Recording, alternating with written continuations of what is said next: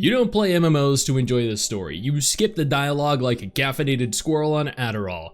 You play to slap demons, farm boars, hoard loot like a medieval dragon, and flex your plus 15 sword of internet superiority while wearing armor that looks like BDSM cosplay. You'll abandon your family, your job, your sanity, all in pursuit of the perfect hat.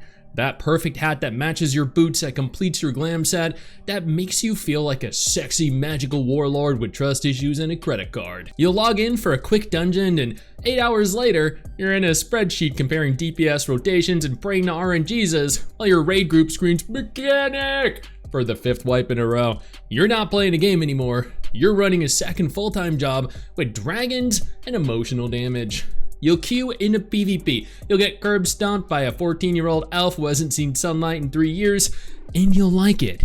You'll keep going back because nothing beats that dopamine rush of deleting someone's entire bloodline with a well-timed combo while screaming in your headset like a feral gremlin. You'll form unbreakable bonds with people named things like XXX Sephiroth Daddy 69 XXX and Milk Witch 420 who will die for you in a dungeon but forget your birthday, and somehow they'll mean more to you than your actual friends. You'll attend in-game weddings, you'll cry when Zaddy Tank quits a game, you'll become part of the cult. You'll tell yourself, I'll never spend real money on cosmetics, and you see that limited time dragon mount with particle effects that make your GPU scream in agony, and suddenly you're $80 deep and whispering, it's just a skin.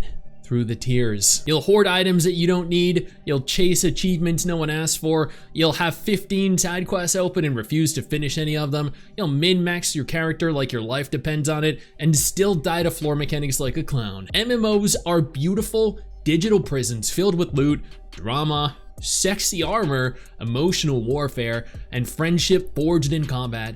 You'll suffer, you'll grind, you'll simp for your class trainer, and you'll love every second of it. Or maybe that's just my experience in MMOs, which is a journey that began way back in 2004. But what MMOs am I currently playing? What MMOs are worth playing in 2025? Let's take a look. World of Warcraft is a festering, glorious, PvP-flavored descent into madness where you lose years of your life grinding loot, fighting bosses, simping for elves, arguing about tier sets, and loving every goddamn second of it. And you'll call it home.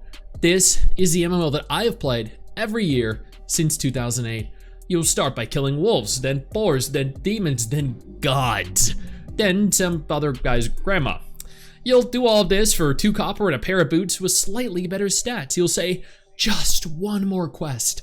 And next thing you know, you haven't showered in 3 days and you're level 70 wearing a belt called the Girdle of Howling Madness. You want a mount? You farm herbs. You want gear? Sell fish. You want respect? Become a goblin stockbroker with 5 bank alts and a spreadsheet addiction.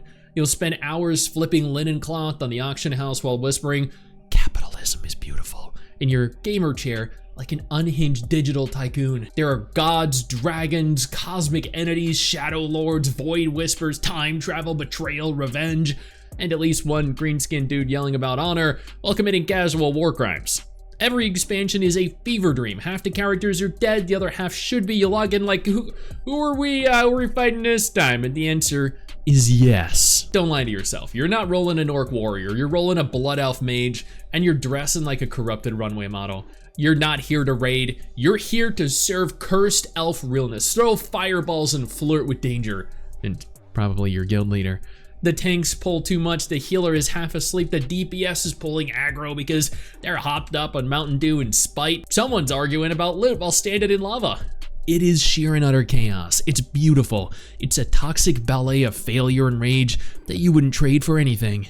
Suddenly, you have a second family made of Australians, dads, furries, and people who've been playing since 2005 and hate every single patch. You'll share trauma, memes, and dungeon wipes. You'll go to their in-game weddings. You'll mourn when someone rage quits over loot. You'll die for your team. Or more accurately, you'll die because they stood in a mechanic again. You'll become one with your class. You'll speak in cooldowns. You refer to your rotation like it's a sacred rite passed down from ancient monks. You'll spend 20 hours theory crafting a build, then abandon it all for a trinket with 2% haste. You thought you were immune. You thought, I'd never ERP in Goldshire, and yet, there you are, half naked, in a corner booth, whispering forbidden phrases to a night elf rogue while a Worgen bartender emotes pouring ale. Don't try and hide it. You know it's already happening. You're halfway there. You'll quit, You'll swear off WoW forever, you'll uninstall, then an expansion trailer drops with a dragon flying over a mountain while someone recites cryptic lore and you'll go, okay, yeah, maybe just a few dungeons.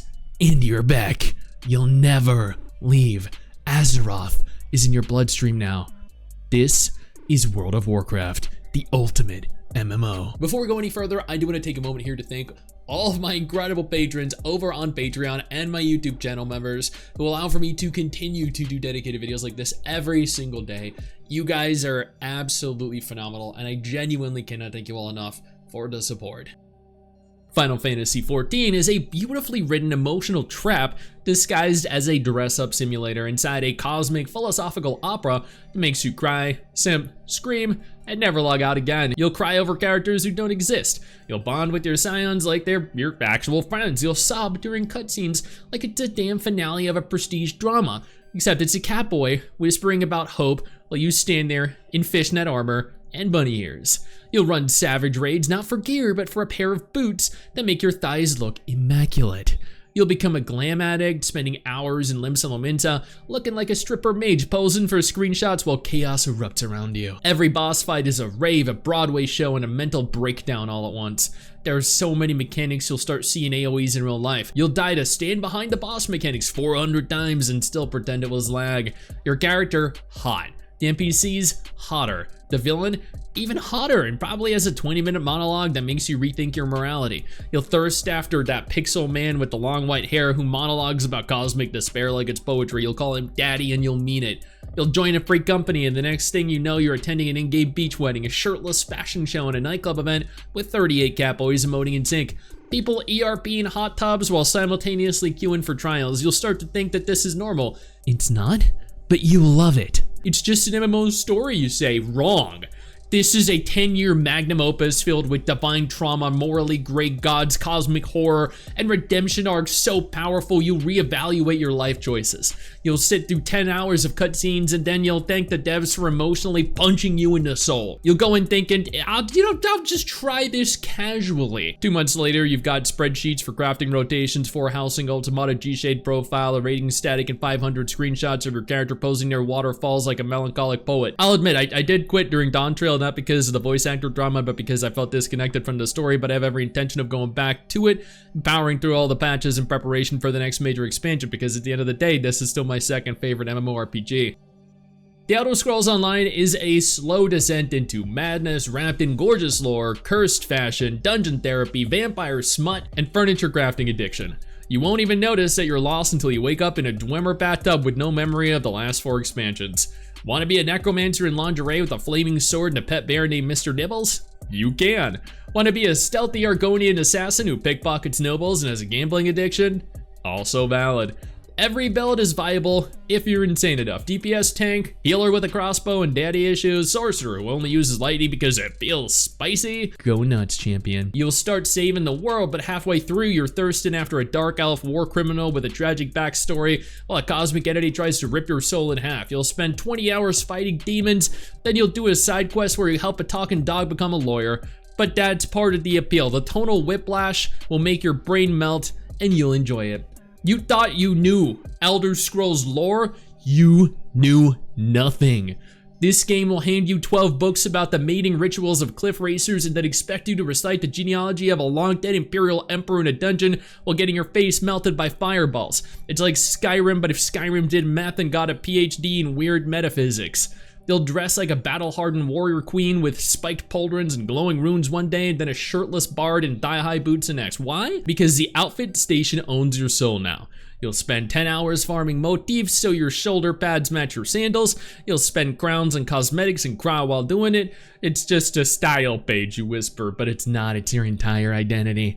You'll be dodging, weaving, buffing, blocking, birding, stabbing, and screaming all at once. You'll develop carpal tunnel from the rotation, but your dopamine receptors will be singing. You'll cast 10 buffs before every pull and still die to the boss's fart cloud because you weren't paying attention. Every fight feels like a bar brawl inside a collapsing volcano, and you'll love it.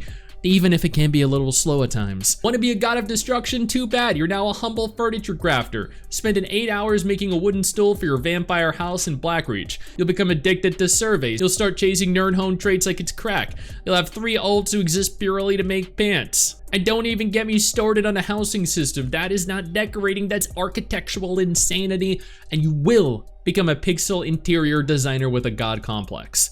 You can become a blood-sucking night creep who turns into a fanged beast at will and terrorizes villages, or a werewolf who rips through mobs with pure furry rage, or both, or neither, or just roleplay as a morally gray librarian who secretly eats people. You are chaos incarnate in a trench coat, and nobody can stop you. You'll join a guild full of ERPing nobles, fish-obsessed Khajiit, and that one guy who has been playing since beta and knows everything but also refuses to wear pants. You'll go to in-game festivals, you'll get married in a Daedric temple, you'll watch 2 roleplayers have a drama meltdown in zone chat over a stolen wine goblet RP arc, and it'll be the best night of your life. You'll try to quit. You'll say, I just want to try another MMO, but then they release a new zone with glowy mushrooms and an emote where your character twirls a wine glass, and you'll be like, okay, you know what? Yeah, sure. One more DLC. This game does not let you go. You have become a part of the tapestry now, a cursed thread in a beautiful, deranged Tamrielic nightmare. You'll laugh, you'll cry, you'll roleplay, you'll die to a mud crab, and then you'll come back for more. This is the Elder Scrolls Online, an MMO that I've continued to come back to since the Necrom expansion back in 2023. And that is it. They're all that I'm playing, or have really played for any length of time over the course of the last year. I tried new MMOs like Throne and Liberty, Grand Saga, Blade and Soul, Neo, and Terraslam, but quit all of them within 72 hours because they all failed to really captivate me. Then there are MMOs like Guild Wars 2, Black Desert Online, RuneScape, Albion Online that are really fun, high quality MMOs with a lot of great aspects to them, but are games that I just don't want to play right now. I wish there were more to play, and we definitely have a few to look forward to on the horizon, but until then, get ready to farm materials at 4 AM in the morning, grow emotionally attached to a 200 pixel pet, and get knee deep in RP drama because this is the MMORPG genre, baby. Hey, where do you think you're going? I see what you're doing there. I see you navigating on over, scrolling on over to that X button. Don't you dare. What I need you to do is take a moment and click one of the videos that are about to appear as soon as I'm done talking. And trust me, you're gonna wanna.